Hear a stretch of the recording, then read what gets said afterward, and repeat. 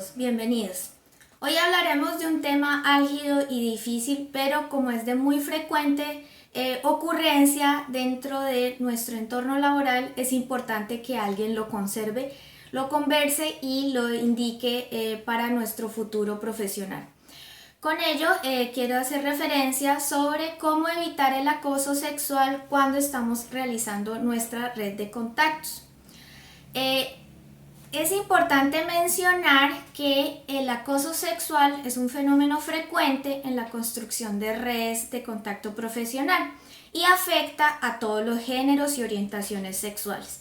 Básicamente se da en muchas ocasiones porque las personas confunden la simpatía o la amabilidad con otro tipo de intereses, generalmente sexuales, o también debido a que por diferentes circunstancias nos vemos expuestos a tratar con una persona que posee unas tendencias o un comportamiento donde asocia su posición de autoridad, tal vez social, profesional o económica, con, digamos, la autoridad para abusar de las personas.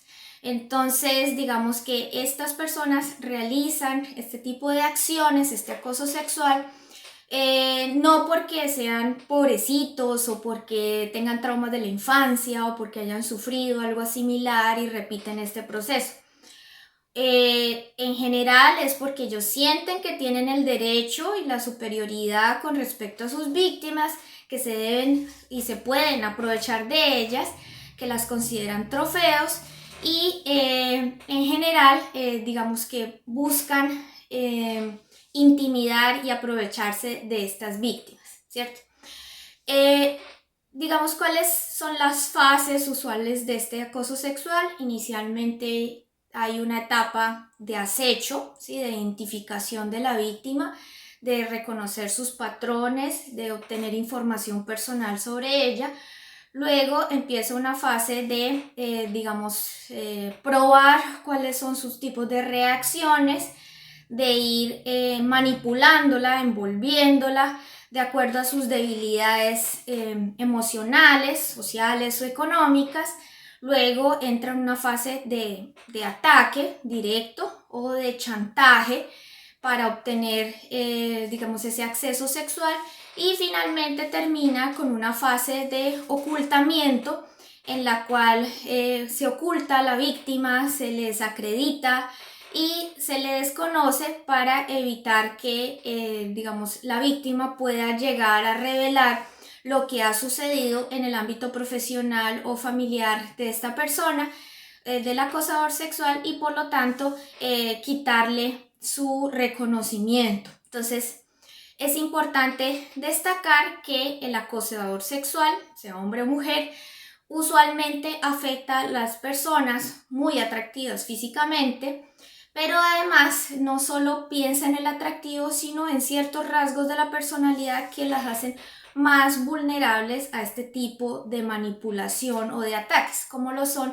las personas extremadamente tímidas, que no saben reaccionar ante una figura de autoridad, es decir, que usa su poder social, económico, profesional para aprovecharse de las personas.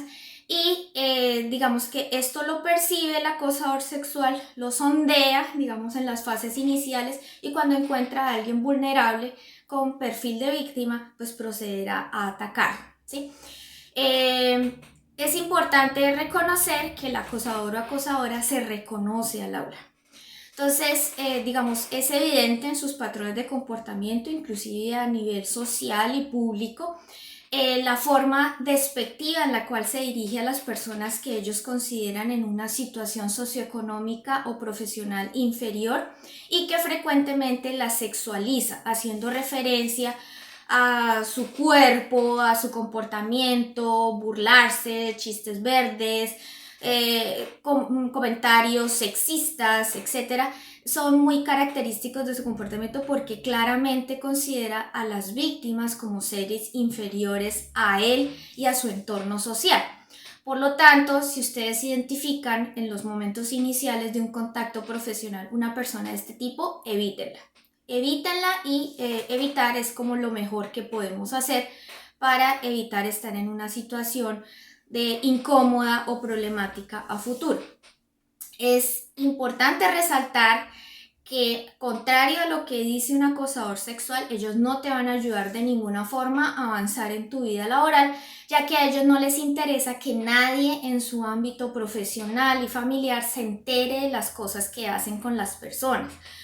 Por lo tanto, generalmente se aprovechan de alguien con manipulaciones, con mentiras, pero cuando consiguen sus favores sexuales, a las buenas o a las malas, generalmente no las ayudan de ninguna forma profesional o les consiguen un trabajo, una oportunidad que está bastante abajo de sus expectativas o nivel de formación profesional o educativo, y obviamente para seguir manipulando a esta persona con futuras ofertas o futuras ayudas que nunca van a llegar, porque obviamente ellos no quieren que nadie se entere de lo que ellos hacen. Entonces, ¿cómo podemos evitar encontrarnos en una situación de riesgo ante un posible acosador sexual? Como les decía, ellos hacen unas fases previas antes de abordar sexualmente a una persona, y por eso es importante aprender a distinguirlas para no entrar en su dinámica. Lo primero que ellos intentan hacer es el contacto físico forzado. O sea, ellos te están hablando y te tocan innecesariamente, probablemente van a tratar de tocarte el cuerpo a ver qué tipo de reacción tú tienes. Si tú reaccionas con miedo, con vergüenza, te sientes incómodo pero no lo dices, o lo ocultas o te ríes, eso lo van a interpretar como una señal para avanzar a la siguiente fase del acoso. Entonces el acosador, a pasada esta etapa, va a tratar de hacerte invitaciones fuera del contexto laboral, preferiblemente a lugares donde hay consumo de alcohol o de drogas, para facilitar, digamos, el doblegar cualquier filtro moral o social que puedas tener.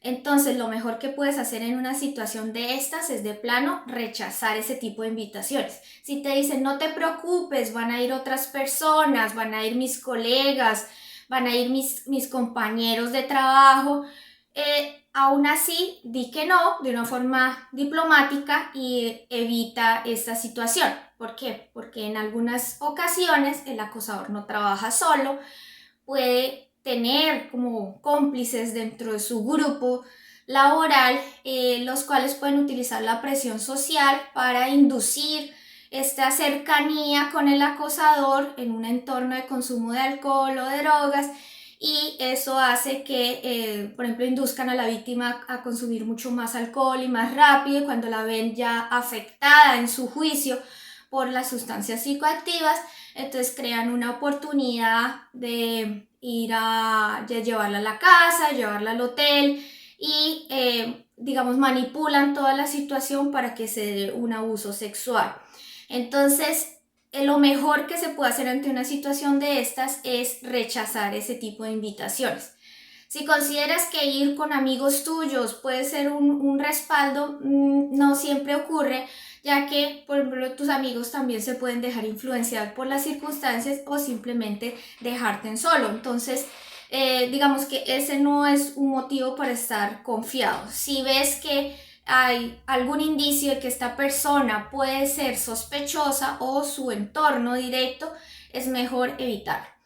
Lo otro, en la oficina o en el trabajo de campo, debes evitar quedarte a solas con este tipo de personas. Entonces, cuando ellos ya han intentado hacer algún tipo de acercamiento contigo, lo mejor es evitar este tipo de oportunidades. Entonces, siempre que exista una actividad de trabajo, debes estar acompañado por el resto de personas, las esperas o evitas cualquier situación en la que la persona, el acosador, pueda intentar sobrepasarse o violentarte de alguna manera.